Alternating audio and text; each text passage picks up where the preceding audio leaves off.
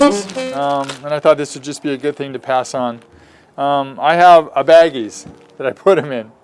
And the whole idea for me is to try and keep the moisture content in the reed very equal or the same all the time. And so by putting them in the bag, and I actually have another device that I generally have in there that keeps moisture in there, and then it stays the same all the time, and the reeds won't warp so drastically. The biggest problem with reeds is that they'll warp and shrivel up on you, and actually the back of the reed will warp, and it won't fit flat on the mouthpiece anymore. And so sometimes when you play a new reed and it's really great, and then you go home and you put it in your hopefully everybody has a reed guard, right? Okay, and so you put it in your reed guard and you put it away and you come back the next day and it plays terrible. Have you guys experienced that before? Yeah. Yeah, it's generally because the back of that reed has warped on you. And so there's a lot of different devices you can buy and different things you can do. But the main thing I want to get across is try and do something as simple as this if you want. Get a baggies and put your reed in, and then it kind of keeps the moisture with it all the time. Now you don't want to keep it really wet because then you get things growing on it, and that's not good either. And you never leave your mouthpiece on your neck, right? And never leave your reed on your mouthpiece. You always take that off, clean it off. You don't want to cause a garden to grow inside your saxophone. Okay, cool. Maintenance is really important, and as long as I'm on to that, when you put the saxophone neck in the saxophone, you want to make sure that you don't rip it out in some weird way, because every time you move it out in an unnatural way, then it's going to change the shape of the tube and it's not going to fit as well. And then you're going to have a leak here where it fits as, remember I told you if I could design an instrument, it would be all one tube, right?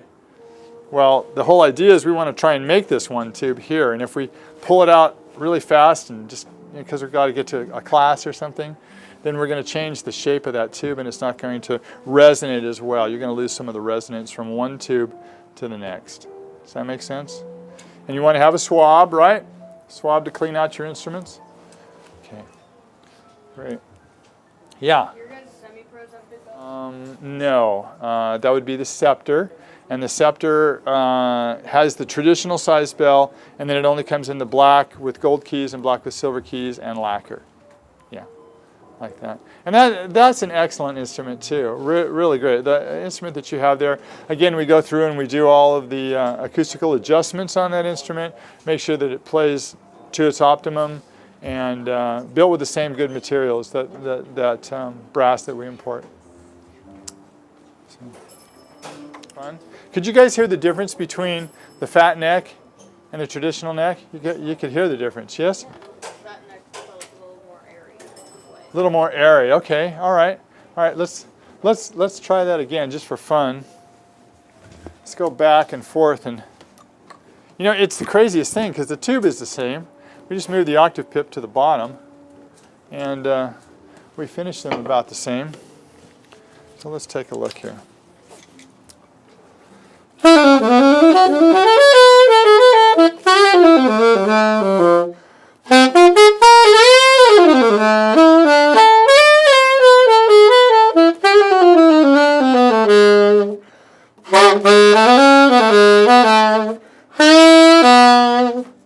Yeah, that's good and vibrant. And then the traditional neck.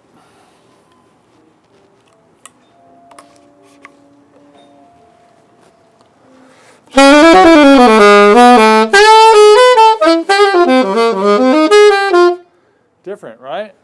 Different sound.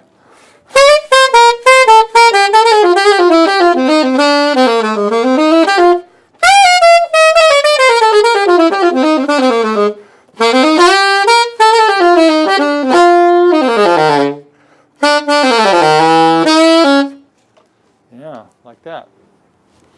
Cool.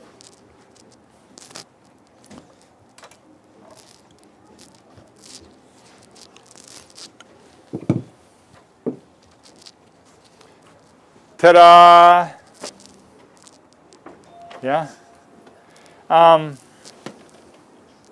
have the children like come up and actually see the instruments on the stand. Yeah, that'd be great. And before we do that, I want to talk about careers, because you guys are all going to grow up, right? And some of you think you're going to play the instrument for a living, and maybe you are. Maybe that's going to be the cool thing. Maybe that's what you do for a living. I've got a lot of friends that did that when I went to college. I started as a education major. I was going to teach band, and I got to a certain point in college where I said to myself, "Gosh, I like playing more than I like waving the baton, right?" And so I wanted to play. I really wanted to play, and there's no easy way of getting to that point where you play for a living and you get paid for it.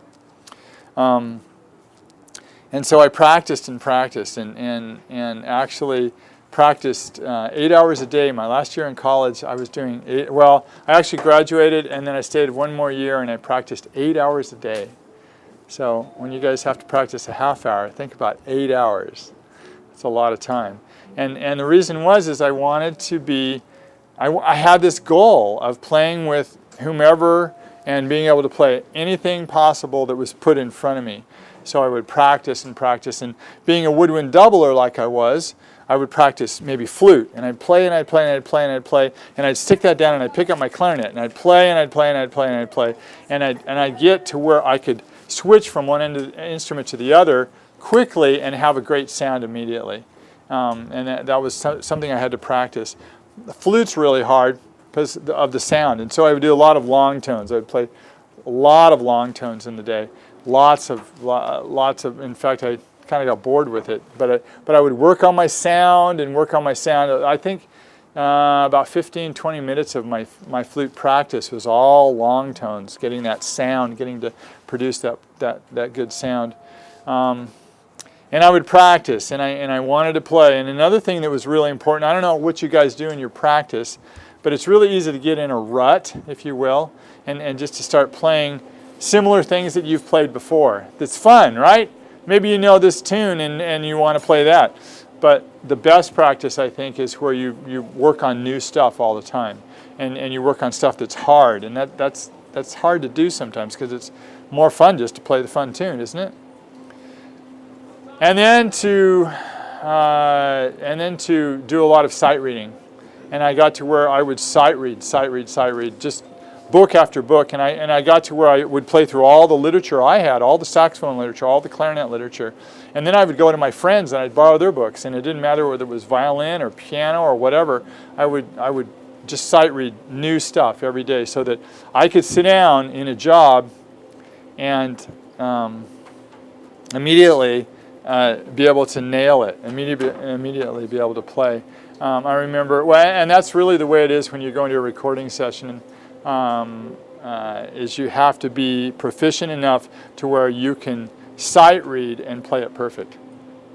Pretty much the first time, because if they have to go back, and then it costs thousands and thousands of dollars. So that's very important too. There were a lot of shows where we would rehearse in the morning for 3 hours, and then we would play the show that night.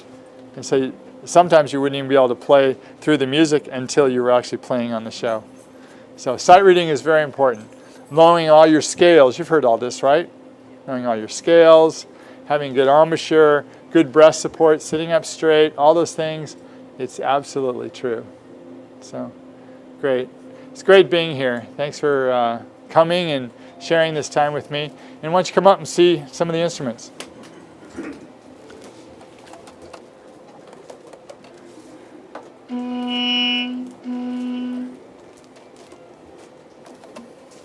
The height of the pads actually has to do with the resonance of the saxophone, and so there are certain heights for a reason. And if you look right here, this one's actually quite a bit higher, and it's so that the horn speaks very, very well. And these These are a lot lower. Yeah. And your actual keys themselves, like The touch pieces. they're higher too. Oh, thicker. yeah. I like that. It's cool. Cool. Well, I hope you become a convert here. That'd be great. We'll have. Is there a repair shop here? Okay. And so just bring it in and say, you know, my low E flat is sticking, and I need to have someone clean off the pad, and they'll be able to fix that for you. Okay. Okay? Yeah. Yeah.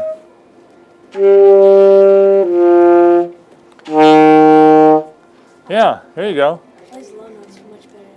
Yeah, it's nice, isn't it? Has a little bit to do with how we set it up acoustically.